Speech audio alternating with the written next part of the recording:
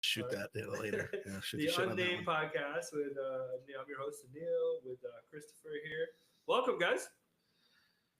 Chris, we're finally doing it. Technical difficulties aside, Yeah, no, but I'm glad months. that we took the time because who the hell would have known about all these little intricacies, software conflicts, etc. Yeah, months in the making. Year into the real estate attorney and the brokerage. In We're live on my YouTube. We're live on my Facebook as well. But listen, the idea was for us to come together on a weekly podcast, get some information out to the people, share some of the things that we're doing, of course, in our core businesses, which is real estate.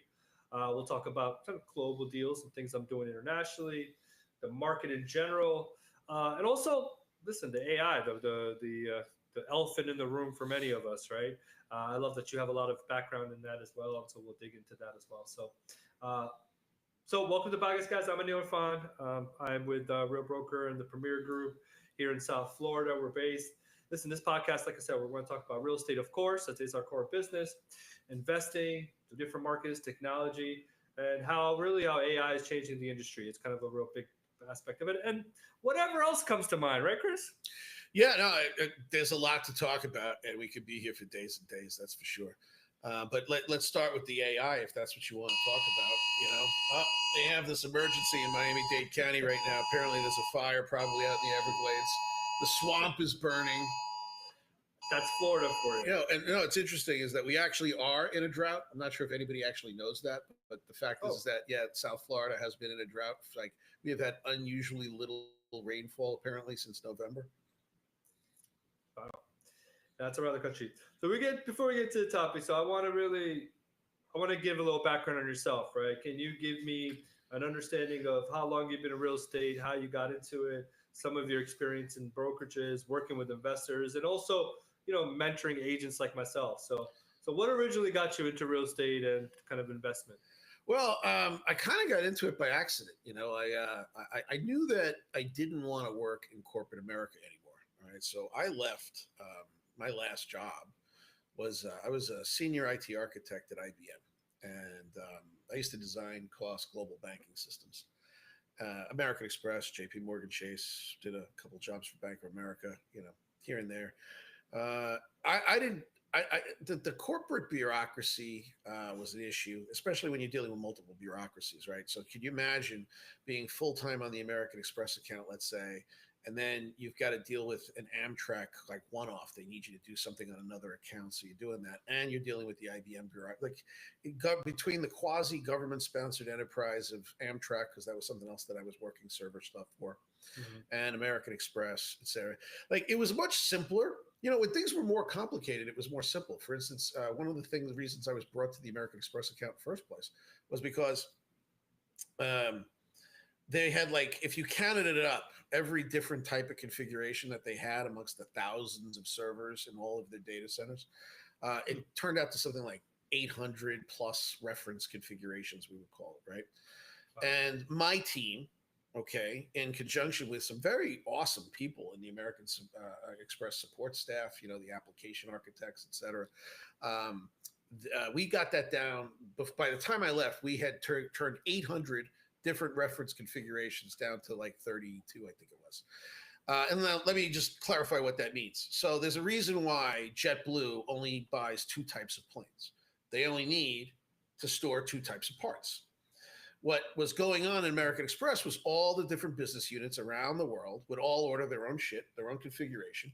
And this was like a systems administrator's nightmare, because you could have a conflict and a problem running two exact same applications, exact same operating system, exact same everything except two different network cards, let's say, right? Something as simple as that could screw everything up, and you'll have a security vulnerability on one and not on the other.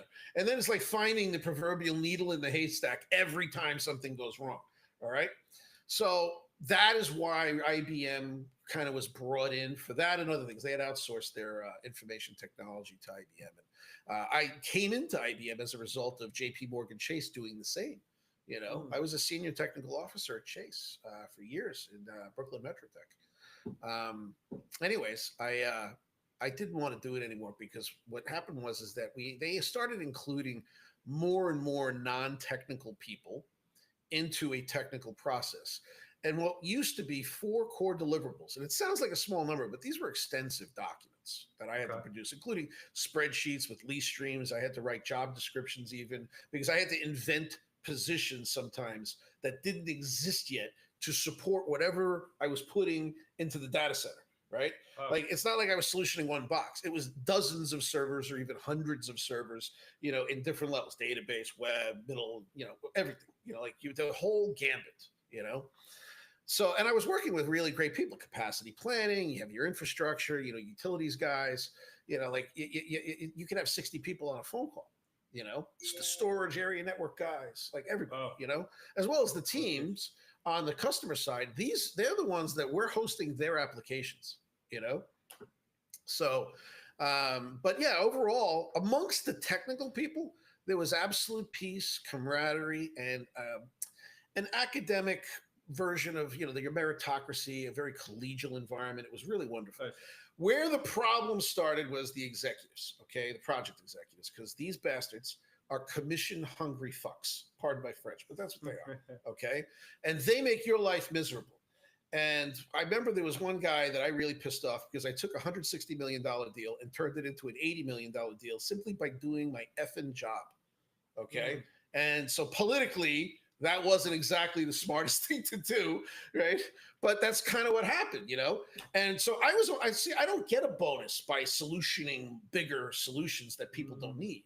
I was literally under the directive, give the customer what they need and plan out a couple of years, right? That's it. That classic conflict, right? Yeah. Between Yeah. you're doing the solutions to the one that wants to sell the solutions. And these are loathsome people, okay? Like they're making buku bucks on basically my brains, as well as the brains of the other architects I was working with. I worked with really, really smart people, and I tell people all the time, I wasn't anywhere near the smartest person on the team. What made me great, the reason I won a couple of awards that, like they'll give away 3 awards to complex engagement services at the time. And I won it 2 years in a row. Okay. Now think about that. Out of 1,200 people, I won it twice. Okay. Wow. And it's not because while I did have some good breadth and depth of technology understanding, the situation really was I knew all the right questions to ask. Right. That was what I was great at. I could sit in front of a customer and I'll have a 2 or 3 hour meeting, but I will come out already kind of knowing what I'm going to do for them, Yeah, but doesn't that also correlate with working with buyers and sellers in real estate as well? That makes it a good point, because a lot of times we don't ask the right questions, and right. No, so I translated that. To do that is one that asks the questions. So I put in a resignation, and it took them like, I don't know, it was close to 6 months from the time I resigned to the time I handed in my laptop badge and all that, because the lawyers got to go through things. Because remember, I developed a lot of intellectual property while I was there. Right. So I'm getting paid to do nothing. I'm not receiving emails. I'm not participating in team calls anymore. I'm not doing any of these things. Okay. And they're paying my benefits. They're paying my salary. Right. I was in there used to be an Aroma Cafe here in Sunny Isles. And I was sitting there, and there's a lovely lady from Israel named Ganit. I'll never forget her. Okay. And she was telling me that she chose real estate, and she was happy in the real estate, and there was a lot of money to be made. And she's like, why not just go get a license? It's only a week of your time and you're getting paid for it anyway, right? So that October of 2011, I took a real estate license, and I had already resigned 2.5, 3 months prior, right? And my last day was December 1st, by the way, 2011. I handed in my laptop and all that. Like that's when I got my last check, my severance check and all that. It wasn't severance, really. It was resign. It was kind of a silver parachute because they owed me months and months of vacation time and all of that, and accrued personal time. So anyways, that as they say was that. And I ended up staying in it because when I sat in the class and I'm looking around, I'm like, these guys don't understand. And at the time, only, 75% of all searches for real estate started online. People were still walking actively into offices, right? Now it's like 100%. Nobody really walks into a real estate office anymore, right? And this is why you're seeing them all close up, because it's a bad use of resources. This is why I can't understand, like you got all these realtors. Well, do you have an office? I have had offices as a broker. Okay, when you're required to, right? No. You're not required to. You have to have a signage, and even if it's your front door of your house, or your office. But again, you can work from home. the situation is where people say they want an office and then they never show up. And one of the things I couldn't stand about having agents is that it didn't matter what you put at them. Uh, they if you give it away for free, there's no value. So if they're not paying for the office, they're never going to be in the office. If you give them a CRM, if you do pay for, if you give them leads, they'll let them go cold, right? They have really. This is just the way it is with anything. This is why I needed to get out of the brokerage, because it was a catch-22. They'd be like, "Well, why do you charge for an off desk fees?" Yeah, Everyone's you bitching about desk fees. So when you started as an agent. Obviously, you didn't jump right into the brokerage. No, I did. Actually, I ended up with an old broker who authorized me to be his business manager while I had to wait the 2 years to go get the brokerage license. But I was effectively managing that. It was all my money starting that business, because he basically had no money. He was already retired and out of the business, more or less. And I started recruiting people. I started doing all of that stuff. I was paying for ads. I was developing a CRM solution. And this is why, like, you'll see that I still have this Google Workspaces, which used to be G Suite, and before that it was something else, Google for Business, Google Apps for Business or something like that. I had at the peak, there was 25 agents that I had across 2 different brokerages. Do you remember your first client and first transaction? Yeah, as a matter of fact, I do. The first transaction that I managed to get done was roughly 8-9 months later, once I've got it. So when I got the license, I didn't practice right away. My wife and I, we traveled, and I cashed out of the IDM, and I was not ready to get back to work. So we traveled for like 2 months, like we were going places. Then we went to we had this awesome time in the Dominican Republic, which was great. And I got back in February. I bought a laptop in February, a Mac 7. Remember the 17-inch ones? Yeah. And I cracked my fingers and I said, okay, I've got to revamp my LinkedIn because it's all IT. And now I'm a real estate guy, right? So I had to change that. And I started doing all the blogging, social search engine optimization, so that now my name would, if you Google me, I'm getting on the social medias that existed at the time, that's why you'll see all my signups of 2011, 2012, and it's because of that. I was not using social media except for LinkedIn prior to 2012. On anywhere. Gotcha. I never wanted to be part of any of that. Really, it's a waste of time, I thought, right? So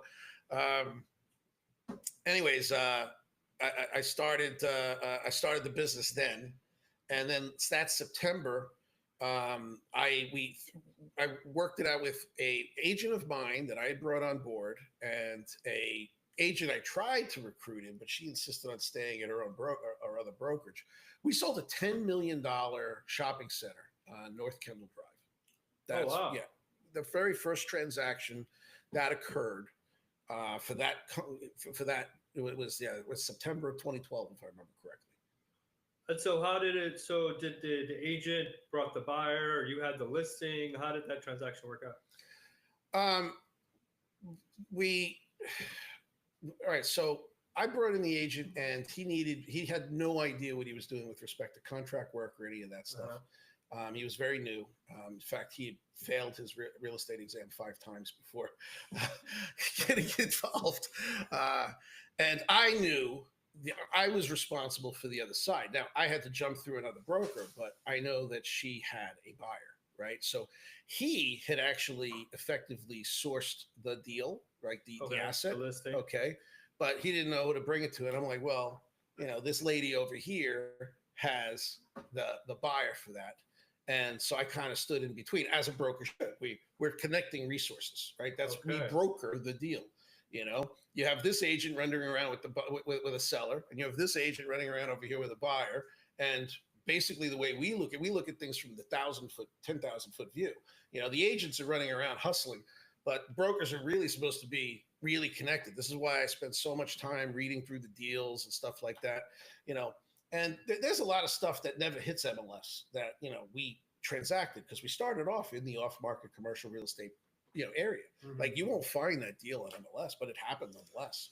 And it seems like in commercial, that's where all the deals get done. I mean, the real deals don't hit MLS, it seems like. I got several right now. I got a Light Tech deal out in Tennessee that I'm working for over 100 units. Matter of fact, I'm calling the gentleman that works for the lady later today. And I've got 2 businesses for sale, right? That have physical locations. Those are not listed. And So how long I did already have a you- buyer for my seller of one of my businesses. So how long did you do the brokerage piece? With working with agents, and when you realize it's not what I want to do, and how did you get introduced to kind of real the Premier model? Well, 2022 is what ended up happening, right? So when interest rates rose, agents headed for the door. The grass is always greener on the other side, and most of those agents no longer practice real estate, right? And you'll see that since 2022, over half of mortgage loan officers have also left the business. I'm not sure if people realize, but the time to run to get into something is, you run towards the blast, right? You don't run away from it if you want an opportunity. And while we're still in this freeze in the business, now's a good time to actually, if you are planning on getting into the business, this would be when you want to start getting your licenses, getting established. But yeah, it was in 2022. I could no longer operate. My expenses were way too high. Not enough money was coming in. And I was just so tired of training people, bringing them in and having them go elsewhere, bringing people in, training them, having them go elsewhere. I just got tired of it, and I'm like, I just want to trade my own book. I got a fantastic database. I've got a crap ton of skills. And you know what? I should just work for myself, not try to help other people and expect them in return to help me build this vision that I wanted, Yeah. Now, not too many people were able to do it. That is, I guess, was not my forte. I didn't like having to be a manager, and I didn't like first. I can't tell you how many times I had an ombudsman call me, okay, from the realtor board because one of my agents did something effing stupid. Okay, now this creates an ocean of liability. Yeah, because it all comes back to the broker. Right. So that's another thing that also I didn't like. And there was one instance literally towards mid 2012 that for me was kind of the last straw because I saw things falling apart, et cetera.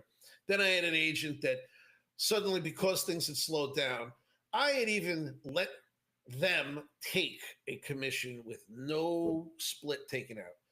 The next sale, I took out 10% instead of 20. Okay. And they're like, well, I can't do that. I'm like, what do you mean you can't? It's not about you doing anything. I'm the broker. You got no say in this. Okay.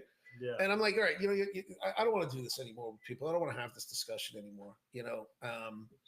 So I started looking, and I ran into a lovely lady who works over at eXp Realty, and she's like eXp Realty's like royalty. Tracy Gagnon, lovely lady, huge downline, and I was going to be one of her frontline agents. And I really liked the lady, but she put me in a team, called Premier Group, because she felt, and I think she was right. She really did play, and I mean, I think she regrets that now, but because she's not part of the team and she stayed at EXP, who the hell would leave a downline of 8,000 people, making $100,000 a month, But the fact is that I was one of her frontline agents, and I just gotten started and started getting ramped up. And I got to tell you, the lady really helped me. Wonderful lady.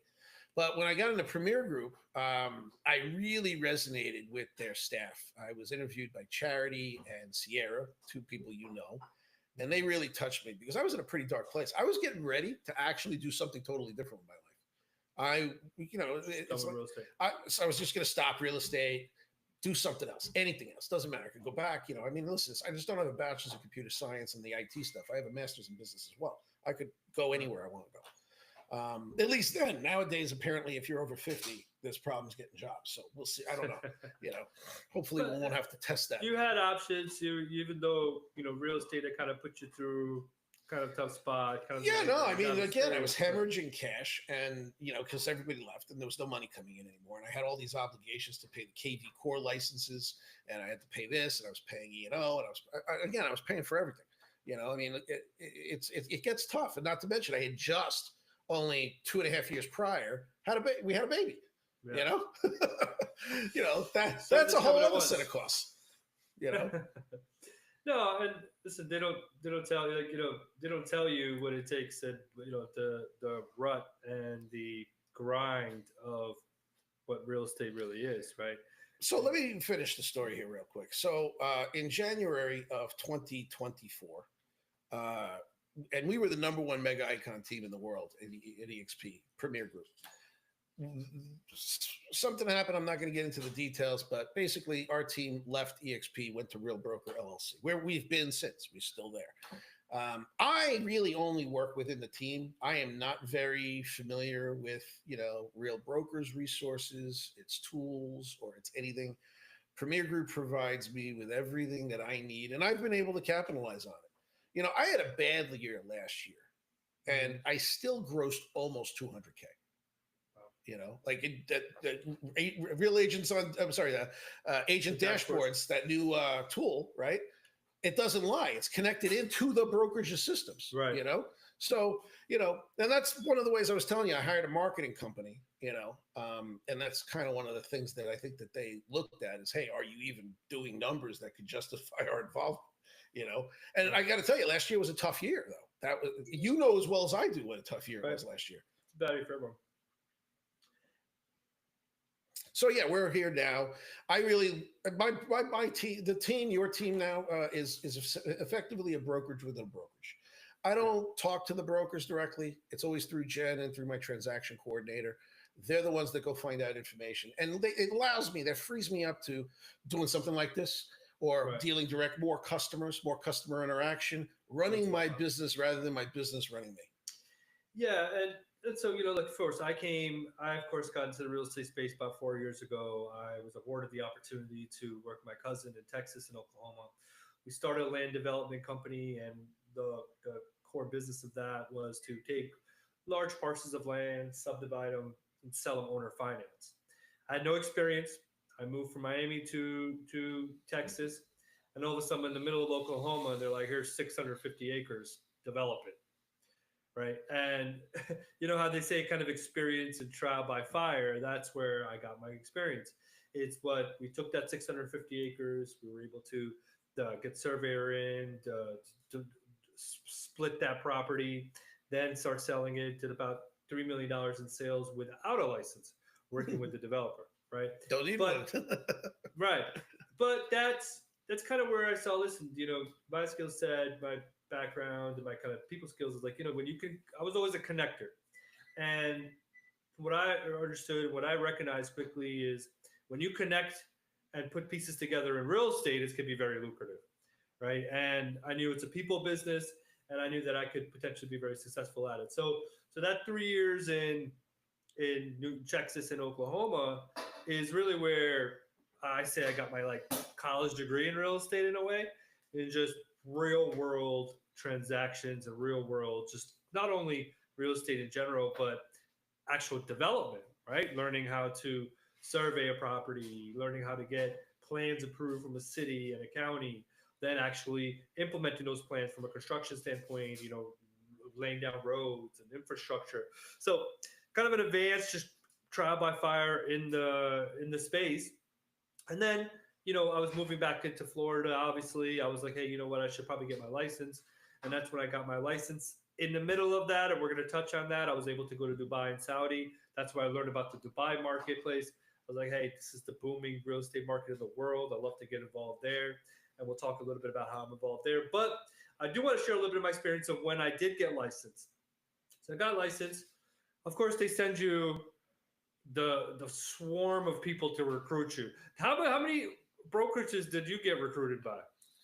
Me? When you did come out of when you did get licenses, obviously they start. I got everybody calling me, but a lot of people were trying to waste my time. I'll tell you this though, I was very impressed, and I almost, instead of trying to run my own shop, there's a gentleman. I'm not sure if he's still in practice because it was the only interaction I ever had with him. But a gentleman by the last name of Bromberg, a Coldwell banker over here in the Aventura area. He was really truthful and realistic about the business, and like I said, I almost said yes to him, but everybody else, they were trying to rip me off with stupid splits, and I wasn't going to pay insane stupid fees, right? And that's what I got from it. Is like, listen, I've been in business before. I can smell a bad deal when there's a bad deal. And you have these agents calling you and laying down what the structure was with some of these brokerages. And I mean, they almost seem like they cut your knees off before you even start. I mean, you talk about desk fees when you're not going to even be in the office. You're talking about splits that are 50, 50, or even less. Then that still happens with the teams. And caps. And so it's just like, there was so many layers, and and my rule of thumb always was if you can't understand a commission plan or you need a lawyer to like sit through the details of it, it's probably not a good Yeah, no. commission plan. By the way, we just lost in Premier Group a guy because his prior team put him in a situation where effectively like a lawyer is needed, you know. And I happen to like this gentleman a lot, and I went to see him and I went to help him, you know, because I'm a data guy, so I wanted to boost his business over in Hollywood, and unfortunately he had to leave the brokerage to get away from this insane contract that basically entitled this SOB that I think should be eliminated from Real. Unfortunately, that like Real says this whole work hard, be kind thing. It's not always true. Especially if something like this can happen inside the brokerage, and I don't have all of the information to be truth be told, but the fact is that my understanding, and he hasn't said anything to me. I got this through, other people that know about what's going on. But yeah, no, that contract that he signed with that team really screwed him up, and he had to leave And the brokerage. that's the sense that I got from a lot of these brokerages. It seemed like very predatory deals, and they seemed like these guys were only worried about recruiting because they're going to get an activation fee, whatever it may be. There was nothing around supporting you or making you successful in any way, shape, or form. It was more, hey, how quickly can I get this guy's fresh meat, get this guy on, get whatever structure he gets in, and that's why I started to understand why there's such a high failure rate. They say, almost 80% of licensed agents ended up not closing a deal or don't make a deal. Yeah, the attrition in real estate, and I just recently gave my accountant's son some advice when I went to go see her. He walked into the office. He's a fine young man. He's really, really good kid. And I said, and she kind of asked for him, what would you recommend? And I said, the closer you are to the money, the better, right? The more money you're going to make. And what do I mean by that? I said, get a mortgage license. Okay. Get a financial advisor's license, a 215 health and life insurance, right? That if assuming, let's say I was going to do it over again, yeah, I would have gotten the real estate license. Absolutely. It's a great draw. And I'm going to explain why. But the other licenses I would have gotten sooner too. See, I would have done it all, and I would have done it all sooner. And the reason is that I want you to think about this for a second. Money is a very sensitive subject for people, and people, they lack trust, and rightfully so. There's a lot of scams out there and nonsense. Let's say you have all of these licenses, but people come and they go shop for real estate, no problem. And it could be an 18-year-old kid that who can't even fill out a checkbook properly. Can't balance a checkbook. But he's going to take you around and he's going to fill in the blanks on a contract, and you're going to make your largest sale in the largest purchase with it, right? Now, typically they'll send you to another mortgage person, or you'll have your own bank do it or whatever. But that kid or whoever, okay, is your agent, you're going to spend way more time with him or her than you ever will with your mortgage person, your insurance person, or your financial advisor, right? And when people ride around with me seeing property, we're going to cover a number of subjects, and we're going to talk about loans. Right. And we're going to talk about, oh, wait, you just sold something in New York. You're spending $500,000 here, but you still have another $500,000. Maybe we need to have the whole, how do we avoid taxes legally? What can be done? Maybe you might want to park some money. Maybe you're getting older. You might want to park some money in an annuity that has a long-term care wrapper. So that way, if you start to lose your mind, you've got this insurance buffer. Mm-hmm. Obviously your annuity money depletes first, but if you're a healthy person, you can get 3X on top of your money, right? So imagine that, $10,000 a month for a good facility to take care of you. Not a bad plan. Not to mention it compounds at, let's say, 4, 5, 6, 7%, whatever the deal is, because they're all different. And God forbid you die though early, whatever is not spent, let's say you never used it at all, that whole thing gets poured into your estate. It's not like a use it or lose it situation. There are products out there. What I'm trying to get to is that the only way they're going to find all this out is after you've got the rapport. You're in a car 4, 5, 6 hours, 10 properties in a day. They're going to learn a lot if you are that knowledgeable, from you, and they're going to learn to trust you. And Then, and the way I do it also is that it's not all me. I have very experienced people. I keep my licenses. I have 4 licenses with 4 different brokerages. Okay, one is with real estate. That's obviously with real. My mortgage license is with my friend at U.S. Finance Group. She's been doing this for 25 years. Brilliant lady. You know, I got my insurance license with a friend of mine who's been doing this for 25 years as well. And he worked at Humana for the first, I think, 20 of them. He's built a hell of a brokerage now in the last 5 years. Nobody knows health insurance better than he does. And what do you know? The financial advisory firm, who's a friend of his, I put my Senior 65 with him. He's been 40 years in financial advisory services, and he makes a crap ton of money. Why would you go wrong? Anyway, I direct it, and I get my cut later. They handle that office heavy lifting work. My job is supposed to be out with, let's say, you or whoever, the customer, right? And building that rapport, educating the customer, and putting them with people that aren't just going to take their money and run. Yeah, and I think that's what you've always preached is like, look, be multifaceted. You know, in the end, all these things just provide more value for the client, right? So, you know, and you can pivot to different things. If they're not into real estate, you can do money management, you can do give the health insurance as well as the financial services and also, of course, the lending. So no, I think it's also been something to preach. It's like you're creating a practice, right? Just like a doctor or a professional, you're a true professional with these licenses in place.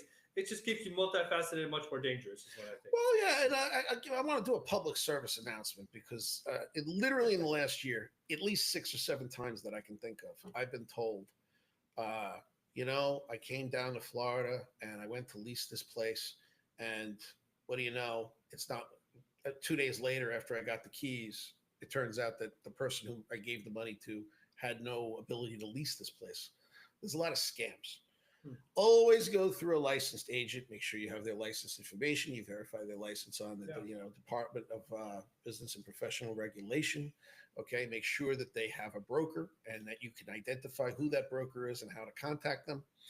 And otherwise, if you're trying to save money and you don't want to pay a commission, you may pay a lot more than your commission making that mistake.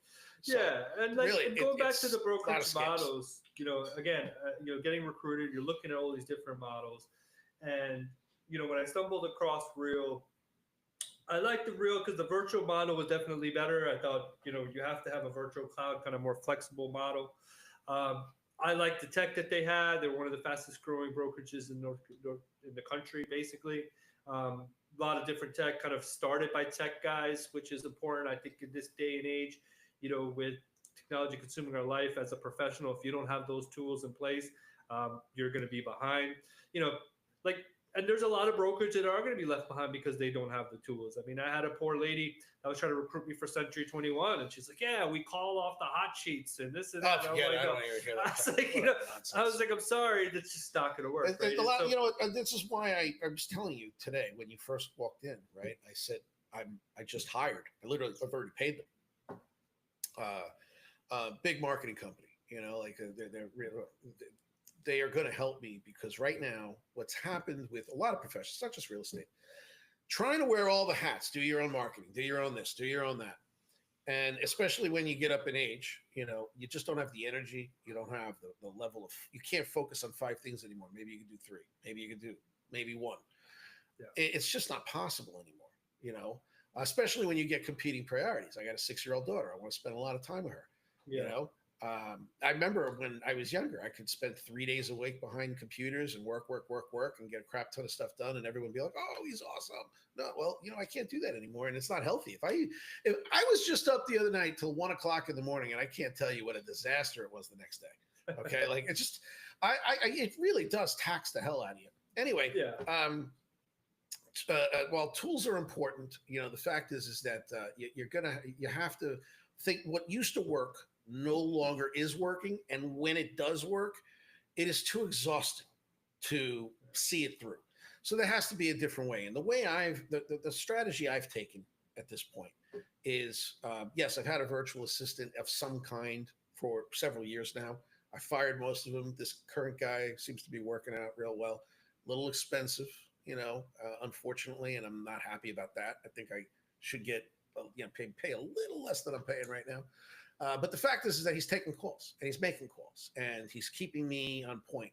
And the analogy I use talking to his team, and this is exactly what I just told the marketing team, that I hired. I said, look, I am not talking big of myself or anything, but I want you to imagine I'm a rock star. I'm the guy. I do not want to book. A rock star does not book his own venue. A rock star does not do his own marketing. A rock star is not going to schedule that bus. A rock star is not going to do a lot of these things. He shows up and he performs in front of the consumer, the customer. Yeah. Right? That is all I want to do. I want to just be 100%. If I could do it, I would do 100% customer facing. I would love that. Yeah. If I didn't have to do anything on a computer again, I honestly, I hate looking at screens. The only thing I'm finding this enjoyable though, this whole podcast thing, I can really get used to. No, like this is actually, because it's not requiring me to focus. I could look at a screen a little bit, but really my eyes, if you notice, I'm all over the place. Yeah. But yeah, no, this is comfortable. This is a comfortable use of a computer. Listen, it's about delegation, especially when you scale, right? When you have a bigger business, it's important to understand when you need to scale, and when only way you can scale is to delegate. And but what I liked about the brokerages and the teams that we have, you still need to have a foundation of tools, and that was important. And so Real, of course, had some systems in place, of course, and I liked the tech forward thinking. The numbers were great from an 85-15 kind of caps, split percentage. Yeah, Real. Yeah. I also wanted, one of the biggest things for me was if I'm going to sell real estate, I just didn't want to give it all to the broker. Like these splits, some of them, like I mentioned before, were just crazy. I think people focus too much on the split. And let me explain, because I just had this conversation before I went to Summit. There's a lady that I think would be ideal, and her team. They would be welcome, and they should not just join Real. They would be awesome in Premier Group. They'd be a great addition. They're productive people, but they're looking at things with this scarcity mindset, as if somehow, some way, they're going to end up with less.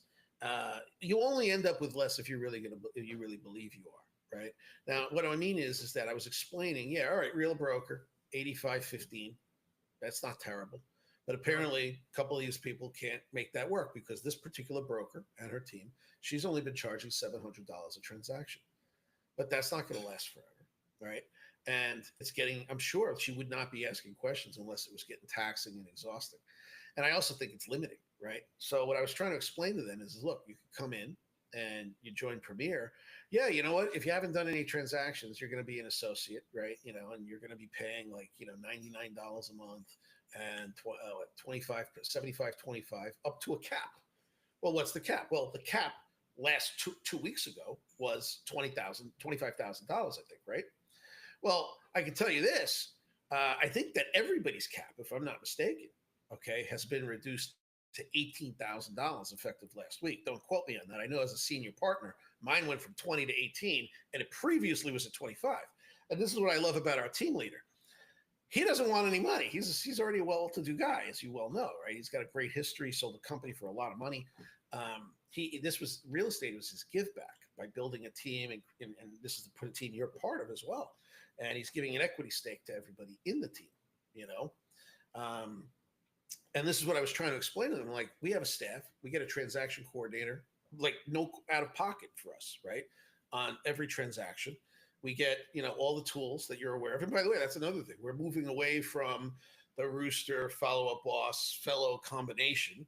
Everything's going to Lofty. We're getting a premium enterprise Lofty account, like with all the bells and whistles. I think there's only like one or two add-ons that you actually have to pay for, right? Yeah, and that's why. So, I was introduced to the Premier. So I got into the Real, understood that. Listen, as you sell, you're going to get stock in the company. It's a growing company for sure, growing agency, a lot of tech forwardness, and then that's where I found Premier Group as well, and yourself. So Premier Group was the biggest group underneath Real. Right, one of the biggest mega teams underneath Real. They, of course, came over from EXP, like Chris had mentioned.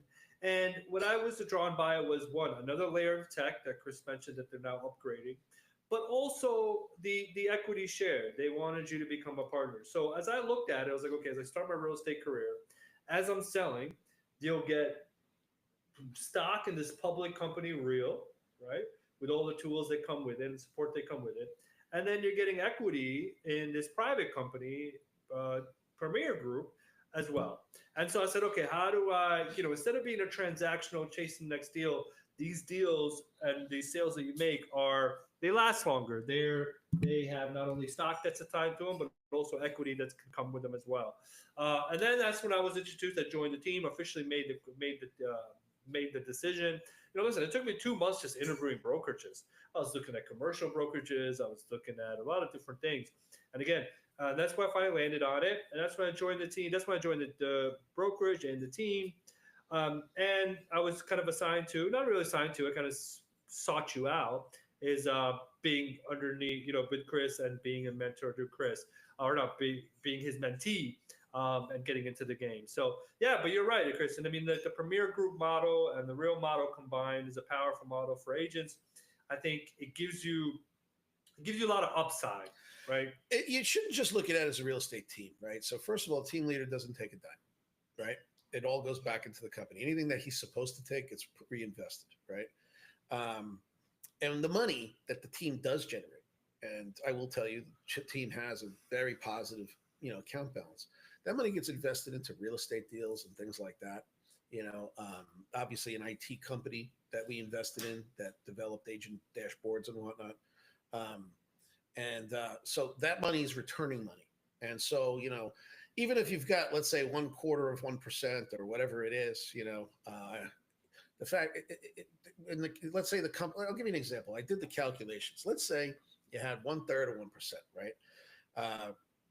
In options, because they don't want to create a tax obligation for you. So you have options that vest over a period of years, because they're just not going to give you something and then have you walk away with it, right? You have to earn it, right? And the deal is 4 transactions a year is all you need to do.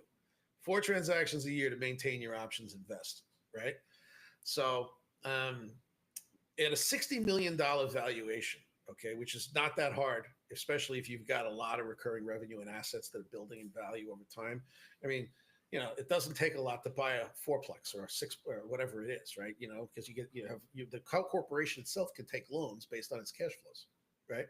Mm-hmm. And the fact is that in Premier Group, we have 300 agents. Let me tell you something, we do pretty good cash flow,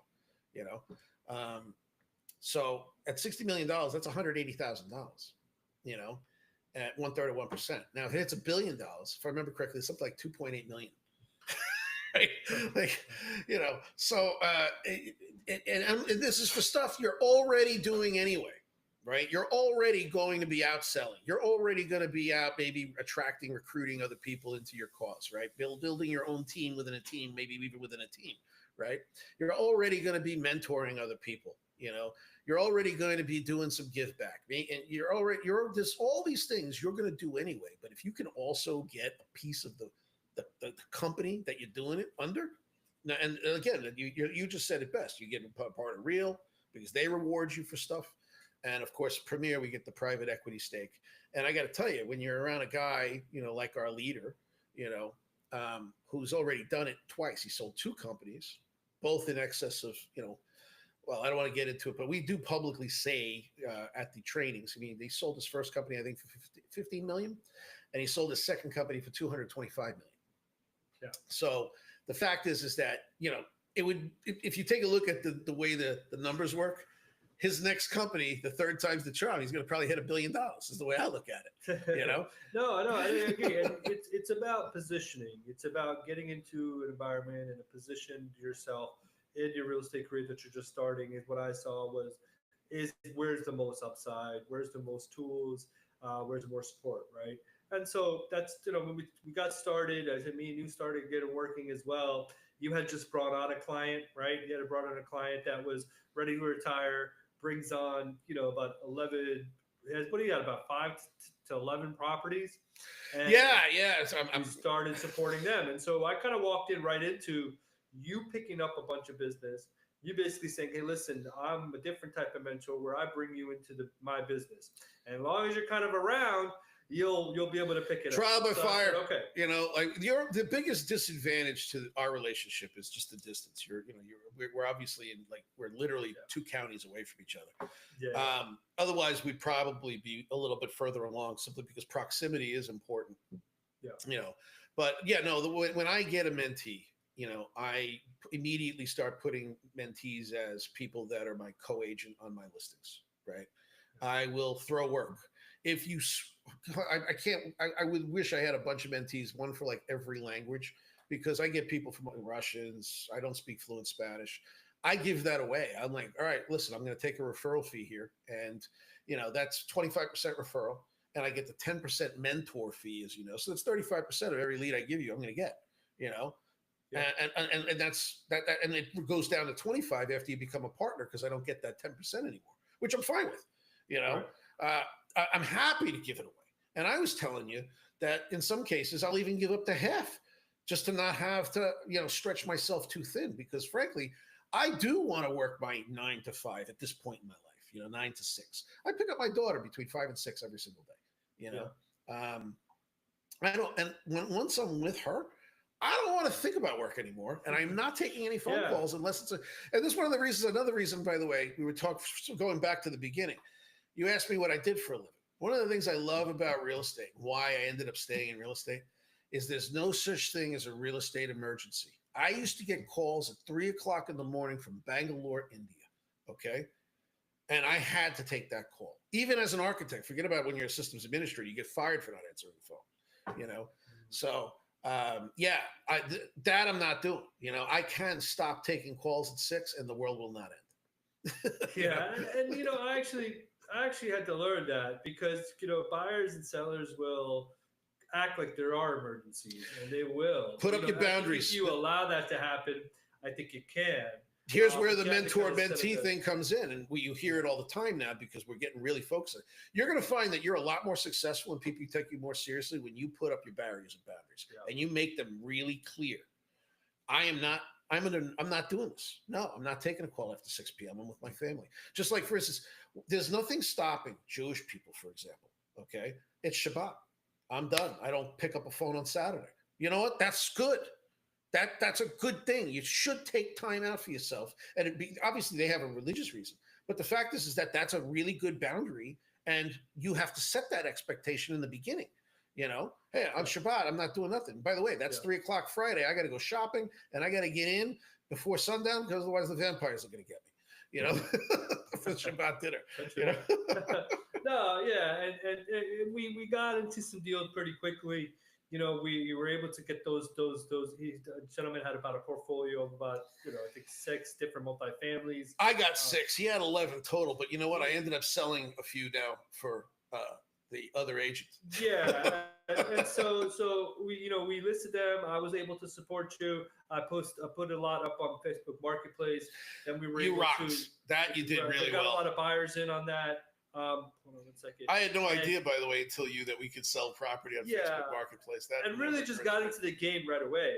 And then I was our first deals under contract. So I had a buyer group that came from LA. We on this other gentleman, so he had about 5 properties in the Fort Lauderdale area, and that he ended up listing with Chris. And then he had about 5 or 6 with another agent that were in Hollywood. And agent that he's had a relationship with a long time, and he just kept those listings with him. But he said, look, if we get buyers, those are still up for sale. They're going to be up for sale. So fine. So as we were working through the Fort Lauderdale ones, I ended up catching some buyers through Facebook for the Hollywood properties. And this is when I really learned that not all agents are going to be as professional as you. Not all agents are going to be as educated to you, and not all agents are going to be, good at what they do, right? And so, unfortunately, not. I find that really bizarre, because it literally, I actually tell the agents that are great what a privilege it is to work with them, because it's just it's so refreshing to have somebody on the other side that knows what they're doing. And I understood that, like, the bar is low for agents. I mean, I had that experience also when I was working on the development side, where you're calling up brokers on specific listings, you can't get a call back. It's like $1 million listings. It's like, man, like, you got $10 million listing up, and I can't get a phone or call, text back, and we're qualified buyers, right, at the time. Well, that's another thing. I get calls from customers, and they think I'm the listing agent because, as you know, I get the referrals from a bunch of different services. And I tell him, I'm like, he's like, well, I tried calling this number and that number. I'm like, yeah, that's the listing agent's number. And I'm not surprised, actually, that they're not talking to you directly. They don't want to do the new paperwork, right? That's involved and give you a no brokerage representation agreement, right? They want you to go find a buyer's agent. They're off to getting their next listing. They're not going to go hunting for property with you, And if you think you're going to save money, I don't think so. In most cases, they're going to get both sides, and they're not going to want to give up their money. Yeah. And I don't blame them. So, and they also just don't want to deal with it. I got to tell you, there's two very different personality types. Most of the time, I'd rather deal with sellers. I really would. It's just easier because buyers, especially at the lower end, anything sub 600,000, they have an emotional attachment to money, and it really makes things hard. It really does. Yeah, and I learned that as well. I think the buyers will take you around. They say, it's very true. Buyers are liars in a lot of cases. They will definitely take. I think the leverage is really on the listing side because I feel like the business comes to you. And so I've learned that. They also don't want to sign a simple piece of paper. Obviously, this was August 17th of 2024, right? The NAR settlement, National Association of Realtors settlement regarding commissions. Now, if we're a buyer's agent, we got to get you to sign a piece of paper. And there's 3 different documents. Okay. Everybody knows about the exclusive buyer broker agreement. Well, that's like a marriage, right? That handcuffs the buyer to you and to whatever time period and whatever else is specified in there. I never, ever have anybody sign that anymore. Okay. There's the showing agreement. I think it's useless because I go with the pre-touring agreement in the first place. And I check the box. I don't put in a percentage or anything. I check a box and I wrote in whatever is coming from the seller, incentives, bonuses, etc., or developer, or sales broker, selling broker, or the listing broker, is Real Broker LLC's, ours, mine, right? Effectively mine. And you're not obligated basically for anything. I'm not looking for you to commit to 3% or 2% or whatever the hell it's going to be. I will accept. You will only accept one thing. If there is nothing for me at the other side of the rainbow, if I am unable to get my commission out of the seller, okay, you're going to pay the $395 brokerage fee that Real charges. I don't get a piece of that, right? But you're going to pay that, and then I'll have done it for free. Now, mind you, I don't mind doing that because if I'm able, I'll get the financing side of things, right? Because I have the mortgage license. Yeah. So I may still end up getting paid even without the real estate commission. So I don't care. Yeah. No, I think, listen, a lot of things have changed over the last years. I mean, that's important to protect on both sides. I just think it's additional paperwork, but it is what it is. You have to get it. You have to get that in place. But like I said, going back to professionalism, look, just to run through that, like my first deal, that should have been my first deal. It's going to haunt me forever. That we on that gentleman's portfolio, I ended up bringing some investors out from LA, working with this other agent, and we were able to get a couple of those multifamilies under contract with the seller. And then eventually the seller decided he wanted to push back. And I learned 2 very important things of that deal. That one, you dot every I and cross every T, or whatever I mean. I remember what you're talking about. There was one extension, a piece of paperwork that wasn't done on one of the properties that left my buyers exposed.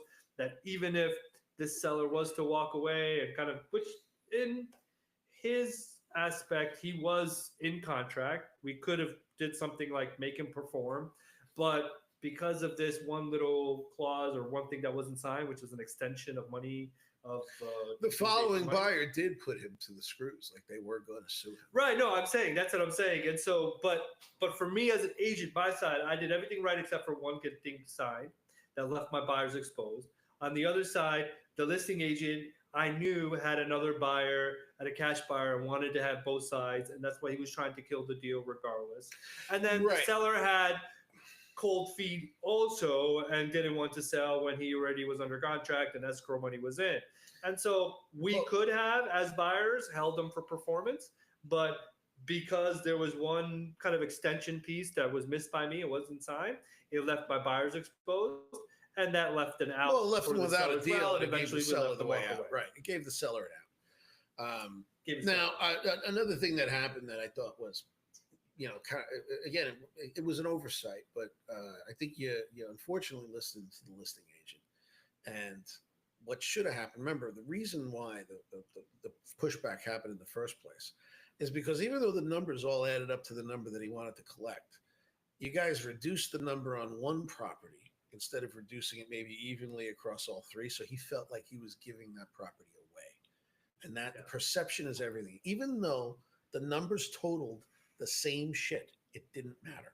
You know? Yeah, and also the listing agent had.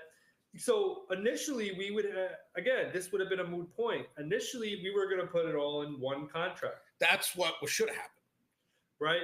The listing agent had came back and said, no, we wanted it separate contract. Yeah, don't give him anything. And so when my buyer dropped one of the now mind you, after inspection, there was black mold, there was all these other things that were happened as Oh well. boy. Which is it is what it is. They were going to take it with that. I think he finally Right. sold it the last month. But you know, because they decided to not take one, that's kind of where the hesitant was. But we would have structured it in one contract instead of separate ones. We were just going by what they wanted. But listen, it is what it is. But what it taught me right away is a couple things: is you don't bank on contracts until they're actually done. I think you hold the sellers to performance when you need to, when you can. I don't think you let people out of contracts.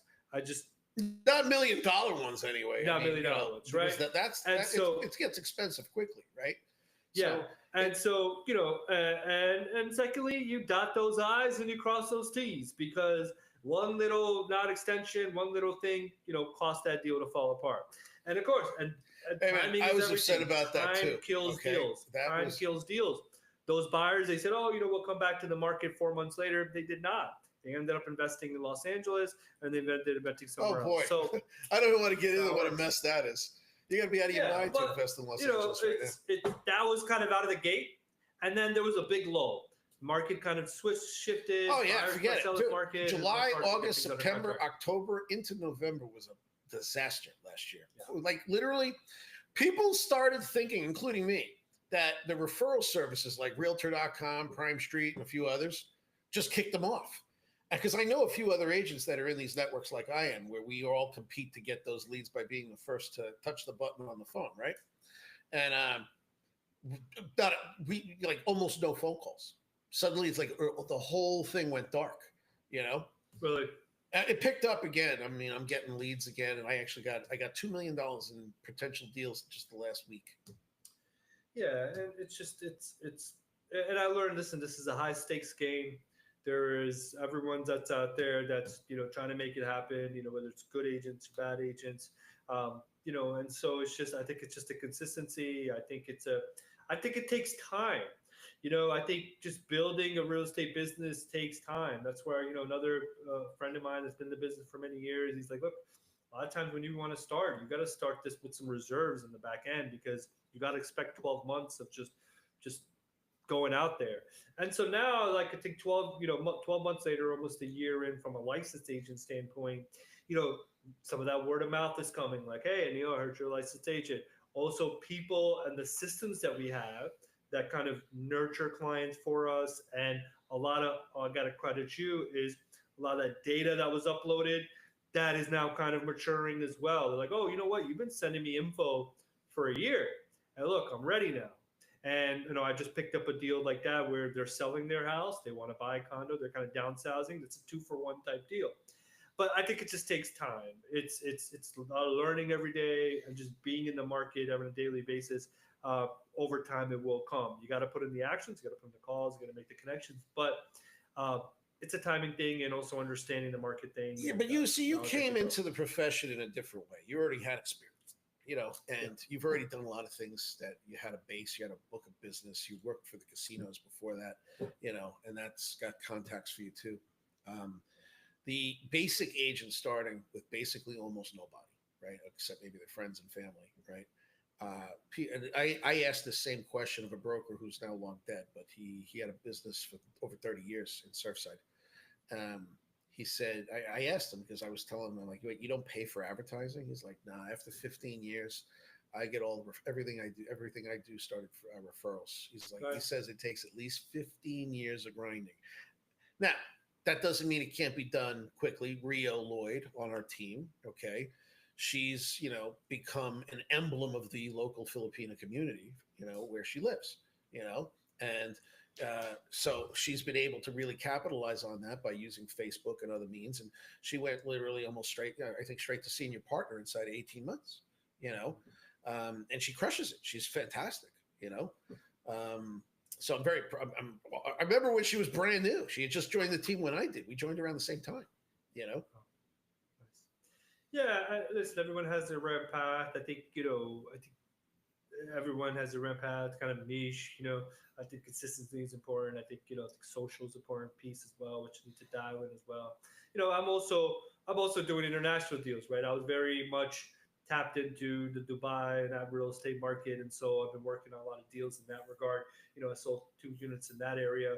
I think it's a real estate market that I think everyone in the U.S. as an agent standpoint, if they have the capacity or buyer broker agent, client base to tap into, that should be get involved in that market as well. It's definitely a booming market. It's the number one booming markets in the world, and being able to be tapped into that and have my feet in that was something that's I'm passionate about. But also, I think it's a great opportunity. And so now I'm also extending that opportunity to agents and brokers as well, is being able to tap into that market also, because it's just another thing that we talked about before, diversifying. It's being able to have an opportunity to offer another opportunity for your clients and investors as well, just because there's no taxes there, right? It's one of the biggest things that makes that. No, I hear you. Listen, it's still highly recommended along, if you, especially if you've got a lot of money in your, you need to diversify broadly. There's several companies and professionals that I either can recommend or some cases I know them personally, where they set you up where, you're in Monaco for one thing, the Seychelles for another, obviously Dubai for business, hands down. Although I understand that they've changed some things where they may actually impose some type of tax or whatever. And again, I could be wrong. I'm just, a big YouTuber, so I listen to all the stuff from all the pros. How I saw the market there is it's a ground floor type of opportunity, right? So a couple of the units that I just sold, for example, it's a region about 45 minutes outside of Dubai, a little bit north. It's in another emirate called Ras Al Khaimah. And the significance of this area is that that's where the first ever casino in the region is being built. Oh, this is the one you showed me. Oh, that looked beautiful. I want a place there. So a significant. How much was it? I forgot what the pricing was. Right. So if you take a look back, it's the first ever gaming license being granted in that region. I couldn't even. You were speaking alien to me, and the reason is that I thought for sure. Okay, I never thought I'd see a day where an Islamic country is going to have a gambling casino thing going on. Isn't that like haram? It is haram, right? but you know what the UAE has been kind of smart about, and that's how they've attracted all these foreign investment, is they understood that the oil laws were not going to be viable, and if they wanted to have strength on not just oil, and they wanted to attract foreign investment, they needed to change these laws. And a lot of those were those kind of not extreme, but those Islamic laws and Muslim laws. Well, the ones pushed by Islamists, they didn't need to.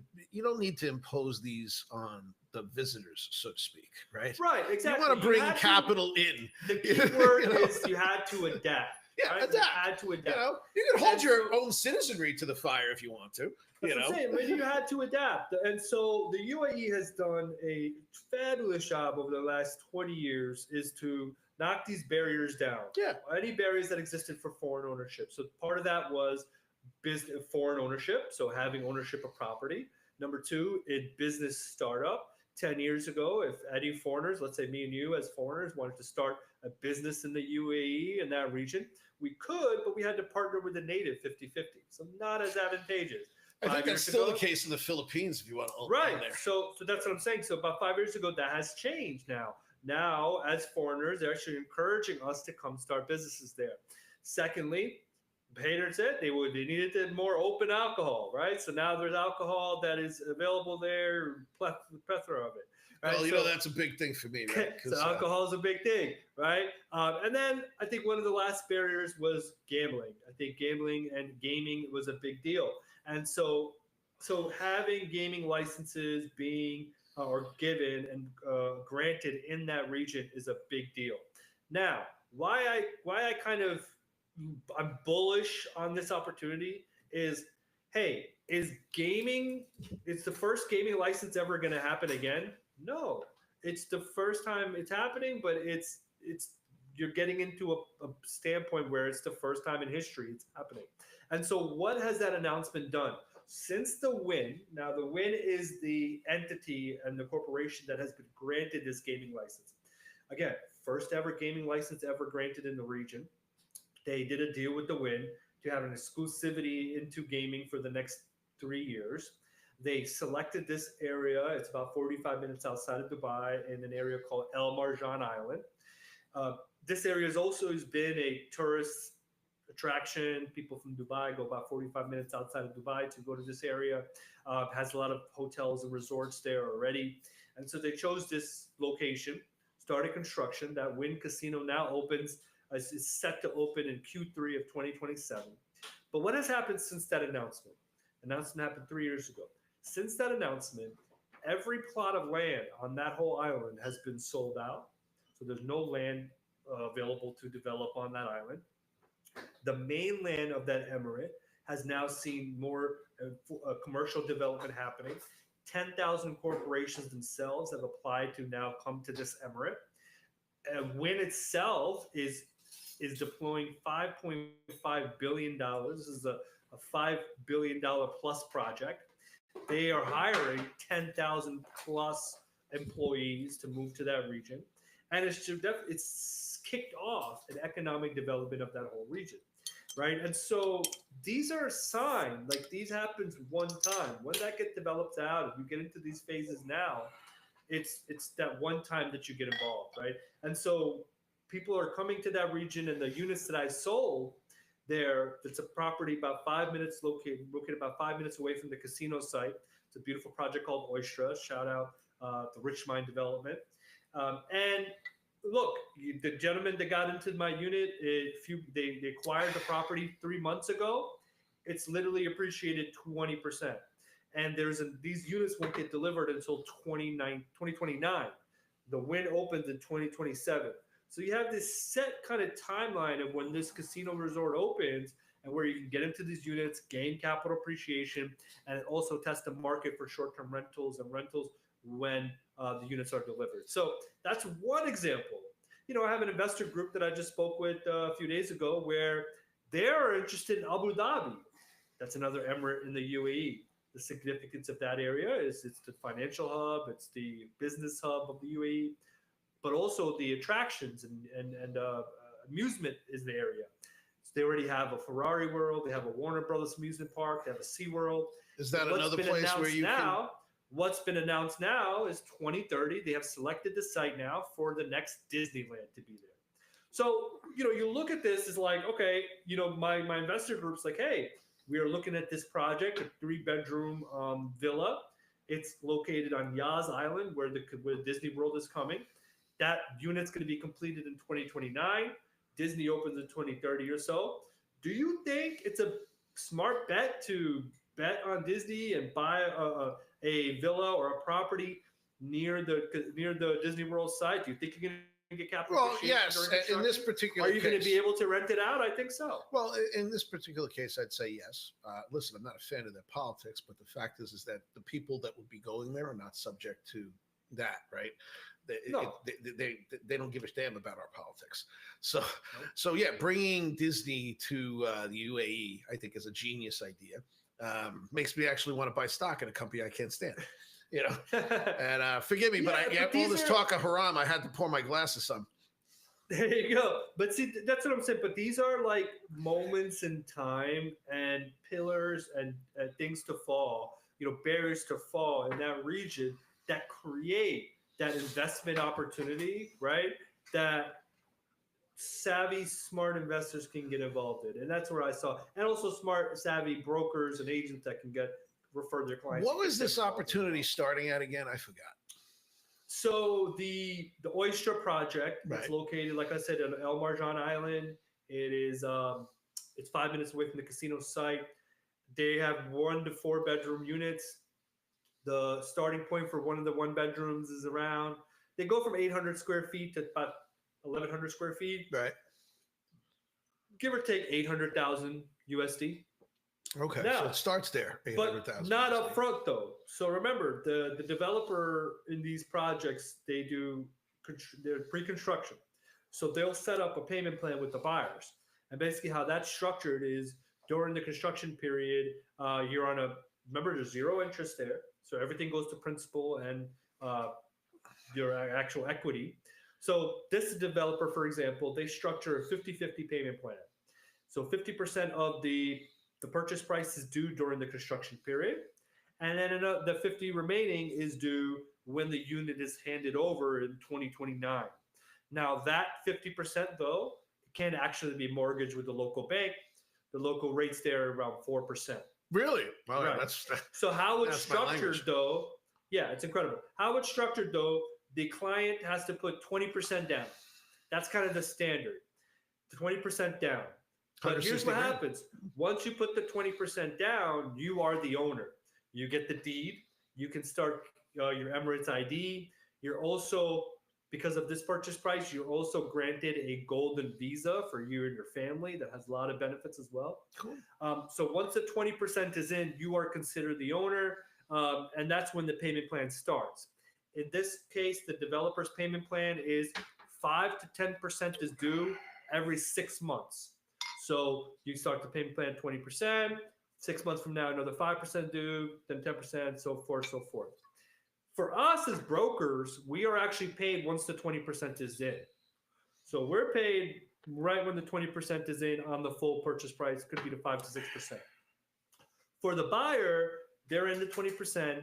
This developer actually allows you to flip your ownership in the unit before it's even built at 30%. So essentially, you could, if that's what the investor strategy is, they can pay 30% into the unit and sell it for a profit, if you can find a buyer. And usually you can do that and find a buyer and get capital appreciation. So in that case, you could play the market. You can get into that unit and wait it out until the Wynn Casino opens in 2027 and exit out of it if you want to.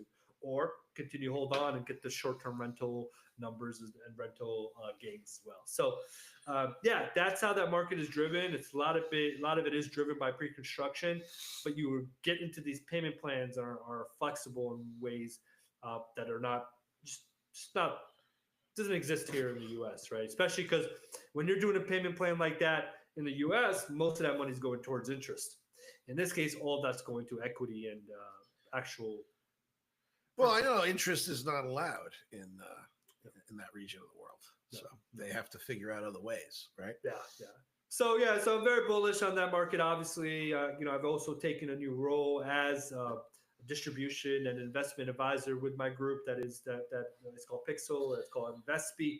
That's not only giving an opportunity for other people to get involved in that UAE market, but also access to these projects as well, whether they're big name developers. But also we have some exclusive inventory that we'll be introducing to the U.S. as well. So stay tuned for that. No, you got me excited about that particular type of opportunity. And you absolutely. and I have had and some we'll be sharing a discussions. lot of that on these episodes also. Again, me and Chris really wanted to just introduce ourselves, provide you guys some value. A lot more of this to come. I think the next episode, I want to go into a little bit more of the AI and real estate as well. And just really provide you guys value weekly on real estate, the world, and just life in general, right? Yeah, well, I also wanted to, get my feet wet with this. I've only been on a couple of podcasts with people that actually know what they're doing, and as you discovered, I still hadn't, I had never used this type of platform here. I have the hardware. I just never really used it for anything other than a Zoom, So that was a learning curve that took an hour today to get. And I'm glad that you stayed longer. I appreciate you. Like I said, I started filming for my own little podcast that has nothing to do with real estate or money or anything like that. It's Losing 50 at 50. I created a channel on YouTube. Hopefully we'll have a video out this week, Nice. at least the intro video. I already recorded it. I just got to put it together, Nice. But yeah, no, I'm overweight and I'm in my 50s, and there's a lot of BS out there. Take this supplement, that supplement. You know what? I'm going to run experiments. I'm going to do some of this because I tried doing things the way I did in my 30s and 40s, where I'd get up and wait, and then I'd go work out. You saw it. You saw me in the gym while I was on the conference call with Amy during training, and I'm pumping, and I didn't lose a pound. And meanwhile, I kept my heart rate astronomical for an hour straight, you know? So losing 50 and 50 is exactly for my demographic. Doesn't matter. There you go. You know, if you need to lose weight and you're in your 50s, this will be the show for you. Nah, so look out for that. You know, so we'll look for some polls on some podcast names as well. But I think we'll wrap it there. Listen, first episode of the Unnamed Podcast with Adil and Chris. Thanks for tuning in, guys.